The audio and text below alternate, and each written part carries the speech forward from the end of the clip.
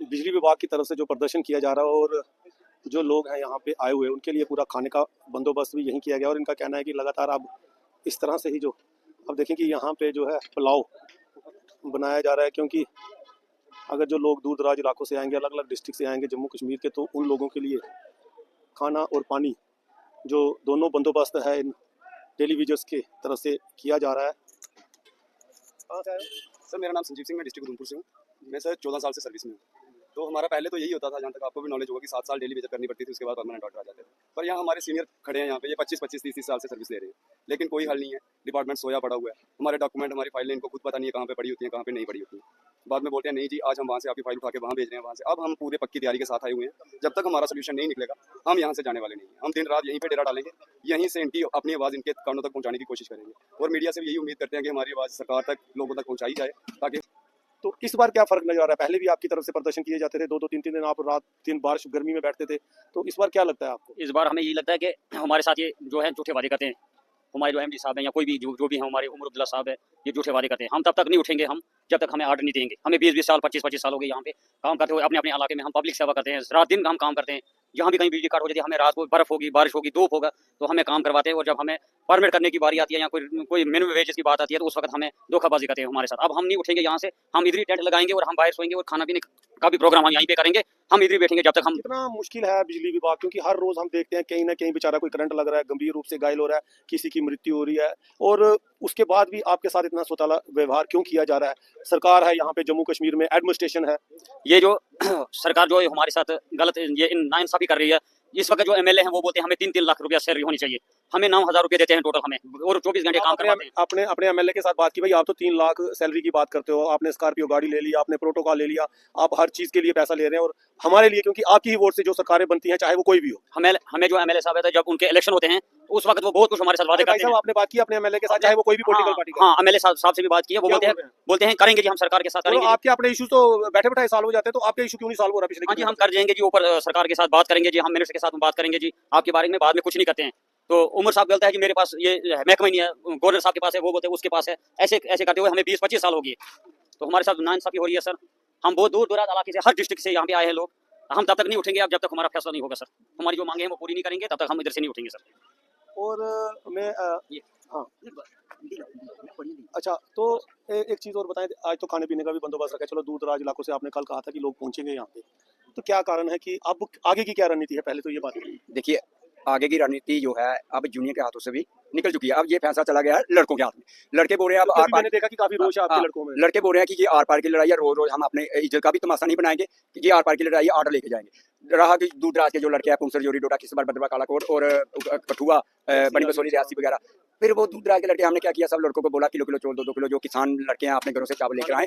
फिर उन्होंने रात को इधर होना है, शायद हमारा आगे की रणनीति बन रही है, क्या पता नाइट को भी धरना शुरू कर रहे हैं हम आगे, अगर फैसला नहीं हुआ तो उनके लिए चावल का प्रबंध करना है। वो सभी दिहाड़ीदार मजदूर बनते हैं, 311 रुपये ले, कहाँ से वो खाना खाएंगे, कहाँ रहेंगे? इसलिए हमने ये चावल का इंतजाम किया। ये जो आपके सामने चावल बन रहा है, ये दूर दराज के लड़कों के लिए, जम्मू डिस्ट्रिक्ट जो इधर लोकल रहने वाले हैं उनके लिए नहीं है, ये दूर दराज के लड़के। फिर भी चलो किसी को भूख लगे, वो देखो इतना इंतजाम नहीं हम कर सकते कि सभी लड़कों के लिए खाना, जो सच्चाई है हम नहीं कर सकते। लोग आए हुए हैं, और सबसे अहम बात है, अगर लेह लद्दाख भी जम्मू का ही, कश्मीर का ही हिस्सा था, वहाँ पे अगर रूल रेगुलेशन लग सकते हैं, सैलरीज बढ़ सकती हैं, पक्के हो सकते हैं, तो जम्मू कश्मीर के साथ इतना भेदभाव आपको क्यों लगता है? देखो ये शुरू से ही भेदभाव रहा जम्मू के साथ, खासकर जम्मू के साथ भेदभाव। देखो मिनिमम वेज एक्ट जो लेह लद्दाख में लागू कर दिया गया, तो वो भी झूठी है, तो जम्मू कश्मीर भी झूठी है, पर इधर नहीं किया। इधर वही 311 रुपये दिहाड़ी दे रहे हैं और काम 24 घंटे ले रहे हैं। काम 24 घंटे ले रहे हैं, काम करने में रात को 12 बजे भी बुला लेते हैं, 11 बजे भी बुला लेते हैं घर से, किल लाने फालतू के घर से आओ। अच्छा, तो फिर यो लड़के मतलब रात को जब काम करते हैं तो इमरजेंसी में, तो जल्दबाजी में किसी की टांग टूट रही है, किसी का हाथ कट रहा है। दो लड़के आपके, उनकी क्या हालात है? वो एक तो सीरियस है काफी ज्यादा, उसके बारे में मुझे पता नहीं कहाँ, वो मैं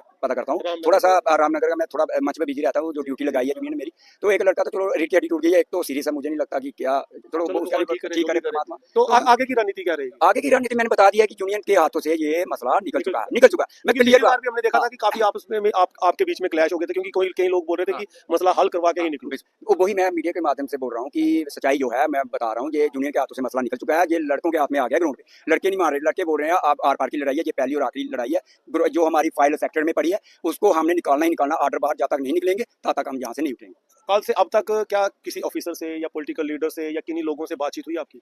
हाँ, एमडी साहब ने बुलाया था, हमारी टीम गई थी, बट मैं नहीं गया था, मुझे मंच की जिम्मेवारी सौंपी है उन्होंने, तो मैं मंच पे था, मैंने पूछा भी नहीं क्या बातचीत हुई, अगर मैंने पूछा होता मैं क्लियर कर देता, मैं वही बात मीडिया में किनको किन के साथ बात? मेंबर थे हमारे 2-4 हाँ, जैसे स्वामी राज और भी इधर ग्राउंड पे मंच पे यहाँ खड़े हैं, अब पूछते हैं ग्राउंड में भी बताना अभी हम लड़कों को क्या बातचीत हुई है। बस यही थोड़ा सा सुनने में आया कि सेक्टर जाओ, उधर बुला रहे हैं, पर हम सेक्टर में क्यों जाएंगे, हम सेक्टर में क्यों जाएंगे, हमारा काम जो है इधर बैठा शांतिपूर्वक अपनी मांगों के लिए, सेक्टर का काम जो सेक्टर वाले उच्च अधिकारी है वो देखे, हमने थोड़ी साइन करना है सेक्टर में जाके, यूनियन ने थोड़ी साइन करना है, वो अपना काम करे, साइन करे, हमारी जो फाइल वहाँ पर पड़ी आर्डर बाहर निकाले, एमडी साहब आर्डर बाहर निकाले, हमें एमडी साहब का जजाकार करके एमडी साहब को फूल मालाएं पहना के हम घर जाएंगे, खुशी खुशी ड्यूटी पे जाएंगे, हमें शौक थोड़ी है अपनी रोजी रोटी छोड़कर इधर बैठने का, उधर अमरनाथ यात्रा भी चल रही है, लोगों को समाज को दुखी करना, गर्मी इतनी भीषण गर्मी में हम भी समाज का हिस्सा है, हमने फिर ड्यूटी पे जाना, समाज में ही जाना, लोगों की सेवा करनी है, हम उनके साथ दुश्मनी नहीं करें, पर हम मजबूर है, हमारे बच्चे भूखे मर रहे हैं, फीसें नहीं है उनके लिए, घर का राशन नहीं है, क्या करें, हम मजबूर हो गया, क्योंकि अब हमारा फ्यूचर समाप्त हो चुका है, कोई 50 साल का है, कोई 55 ईयर का है, कोई 45 साल, हमारा जितना भी लड़का है हमारे अपने फ्यूचर के लिए नहीं है। और आपको बता दें कि आजकल एक नया वो सिस्टम आधार कार्ड पे देखते हैं आपकी उम्र 60 हो गई है,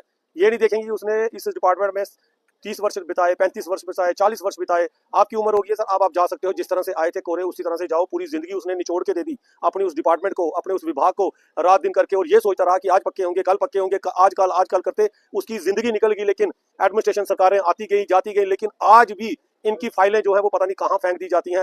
हर बार ये प्रोटेस्ट करते हैं और प्रशासन की तरफ से, विभाग की तरफ से इनको आश्वस्त किया जाता है कि आपको जो है हम जरूर, आप कुछ दिन का समय दीजिए, जिस तरह से भाई साहब ने भी कहा है कि कुछ दिन मांगेंगे, लेकिन इस बार जो यूनियन वगैरह एसोसिएशन को कोई नहीं मान रहा, सभी लोगों में रोष है, क्योंकि मैंने भी देखा ऑफ कैमरा कि वो लोग अब बोल रहे हैं कि हमें मसला हल करके ही निकलना है, कुछ भी हो, अगर नहीं करते तो आप क्या पिछली बार भी कह रहे थे कि ठीक है हमारा जो मसला हल करो, नहीं करते जो भी है वो बता दें। रजिंदर सर, एक प्लस पॉइंट है, मैं शेयर करना चाहता हूँ इस मीडिया के माध्यम से, जो उच्च अधिकारी है उनको भी बताना चाहता हूँ, जो उम्र सरकार है इस वक्त उसको भी बताना चाहता हूँ, एलजी साहब को भी बताना चाहता हूँ कि सर हमारा लॉ है, कानून है 381, जिसके तहत हम रूटीन में रेगुलाइजेशन होती चली आ रही है, जैसे 2013 में हुई, फिर 18 में हुई, फिर 22 में हुई, और फाइनेंस में हमें पैसे की बिल्कुल जरूरत नहीं, जो हमारे डिपार्टमेंट का 4th क्लास मुलाजिम जब रिटायरमेंट होता है उसमें हमने रेगुलाइज होना है, जहाँ 4th क्लास मुलाजिम की जब प्रमोशन होती है उसमें हमने रेगुलाइज होना, उसकी सैलरी पे हमने रेगुलाइज होना, हमें ना ही पैसा चाहिए, ना ही हमें कोई पॉलिसी चाहिए। फिर भी मुझे ये समझ नहीं आ रहा, भी कहा गया था एक बार, वो सर झूठा आश्वासन था, ग्राउंड पे अगर किया होता तो ग्राउंड पे ये लड़के थोड़ी आते, ग्राउंड पे जो तादाद हर बार इनकी तरफ से कहा जाता है फाइल बनाए, ये चीज लाएं, वो चीज लाएं, आप लोग सारी कलेक्शन करके देते हो,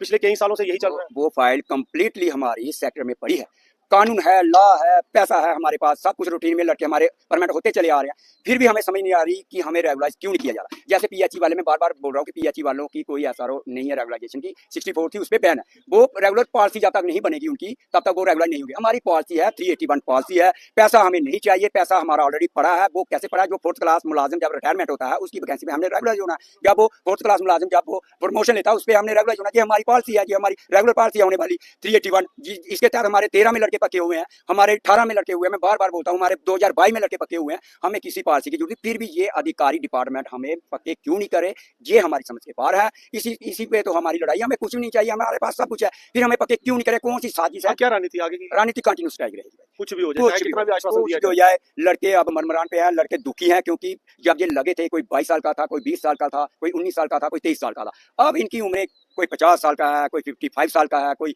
57 साल का, रिटायरमेंट के पास खत्म हो चुकी है। अब ये बोल रहे हैं ये लड़ाई हमारी नहीं है, हमारे बच्चों की है। धन्यवाद। रात दिन अब इस तरह से ही जो है इन्होंने कहा है कि इस तरह से यहीं पे खाना बनेगा, जिस तरह से आप दिखा सकते हैं कि देखिए इस तरह से ही प्लेटें पूरी लगा दी जाए और अब यहीं पे जो है वो खाना शुरू किया जाएगा। और दुख इनका दिखता भी है, आप देखें कि पहले जो है वो खाना जो है, और पानी का भी पूरा इन्होंने बंदोबस्त किया हुआ है, ये पानी की जो यहाँ पे लाया हुआ है, और अभी खाना जो है वो इस तरह से ही, और जिस तरह से आपने देखा कि दूर दराज इलाकों से जो लोग आए हैं उन्हें खाने का जो है वो जो बंदोबस्त किया गया है यहाँ पे डेली वेजेस की तरफ से, और खाना जो है वो दिया जा रहा है, क्योंकि नेचुरली इन्होंने कहा है कि जो अपने अपने घरों से या किलो 2 किलो चावल राशन लेके जो कई लोग आए हैं, ताकि जो दूर दराज इलाकों से लोग पहुँचे हैं यहाँ पे, और उनका खाने का जो है कम से कम खाने का एक पुलाव या जिस तरह से नॉर्मल जो है वो पेट भरने के लिए जो है वो खाना खिलाया जा सके लोगों को। खाना तो ज़रूरी है और पानी का भी बंदोबस्त किया हुआ है। लोग आज कई अन्य अलग अलग डिस्ट्रिक्ट से बहुत सारे लोग जो यहाँ पे पहुंचे, और इनका कहना है कि रात दिन जो है अब प्रदर्शन जो है वो चलेगा। आपको बता दें कि लोग काफ़ी परेशान हैं, डेली विजर्स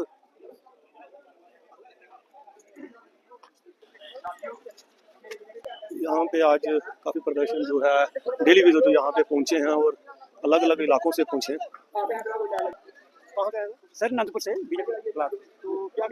सर हम यही जानना चाहते हैं कि हमारा काम होना चाहिए। हम बूढ़े हो गए हैं, तो हम यही सोच के आए हैं कि हमें इनको भी थोड़ी सद्बुद्धि दे भगवान, हमारे जो ऑफिसर भी हैं और मिनिस्टर भी हैं, एलजी साहब को भी, तो हमें परमानेंट करे।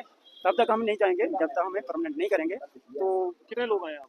मेरे साथ है कोई 12-13 बंदे उस इलाके के। अलग अलग डिस्ट्रिक्ट से अलग अलग जगह नहीं, डिस्ट्रिक्ट तो एक ही है शांबा में। और भी अलग अलग हाँ, और भी बढ़िया जो हमारे 10 डिस्ट्रिक्ट है ना प्रोविंस में, इसमें तो आए हैं सभी। और आप देख सकते हैं कि यहाँ पे पूरे डेली वेजेस जो अपनी मांगों के लिए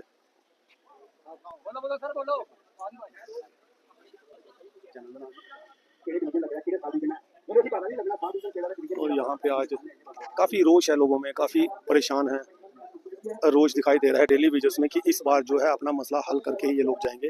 अब देखते हैं आने वाले समय में प्रशासन की तरफ से क्या कहा जाएगा, विभाग की तरफ से क्या कहा जाएगा, सरकार की तरफ से क्या कहा जाएगा। कमेंट राय जरूर रखिएगा, ज़्यादा से ज़्यादा शेयर कीजिए ताकि सरकार तक जो है वो आपकी आवाज़ पहुँच सके। और शायद जो है इन्होंने कहा है कि हो सकता है कि रात को भी यहाँ पे, क्योंकि जो लोग अलग अलग डिस्ट्रिक्ट से, जम्मू के रीजन के अलग अलग डिस्ट्रिक्ट से यहाँ पे पहुँचे हैं, वो हो सकता है कि